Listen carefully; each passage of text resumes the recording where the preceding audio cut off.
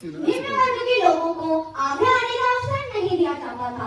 निम्न वर्ग के लोगों को उच्च वर्ग के लोगों के साथ पानी पीने तक का अधिकार नहीं था और उस समय महिलाओं को अपने घर से बाहर कदम रखने की भी इजाजत नहीं थी। ऐसी कई कुरीतियां समाज को दीमक की तरह खोखला कर रही थी, मगर इस कटुता में उन्होंने बदले की भावना से नहीं बदला। जीने का सलीका अगर अच्छे से पता ना हो तो अक्सर मुश्किल हालात कुरूप दिखते हैं। जीने का सलीका अगर अच्छे से पता ना हो तो अक्सर मुश्किल हालात कुरूप दिखते हैं। जिंदगी के सफर में आंसू अपमान तो तोहफे हैं। जिंदगी के सफर में आंसू अपमान तो तोहफे हैं, जिससे दुनिया के रंगमंच पर किरदार को रूप मिलते हैं। 14 अप्रैल का यह दिन केवल भारत में ही नहीं बल्कि पूरे विश्व में मनाया जाता है।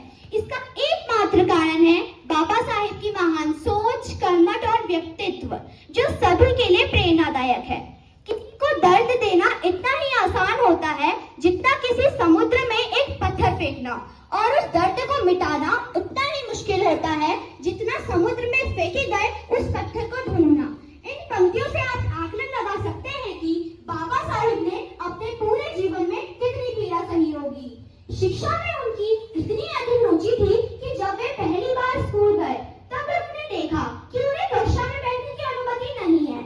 उन्हें कक्षा के बाहर बैठाया जाता था और वहीं से उन्होंने अपनी शिक्षा प्राप्त की। क्यों? क्योंकि वह निचली जाति के थे। यहाँ तक कि अपनी प्यास बुझाने के लिए भी उन्हें चपरासी का इंतजार करना पड़ता था। वही पानी उन्हें 2 या 3 फीट की ऊंचाई से डाल कर दिया जाता था।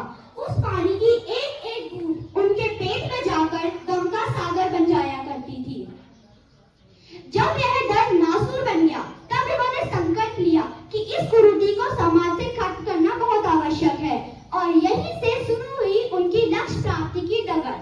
कड़ी मेहनत के बाद मात्र एक दस्तावेज के माध्यम से, एक लेखनी के माध्यम से सभी को समान और सम्मान अधिकार देते हुए उन्होंने भारत का नक्शा ही बदल दिया।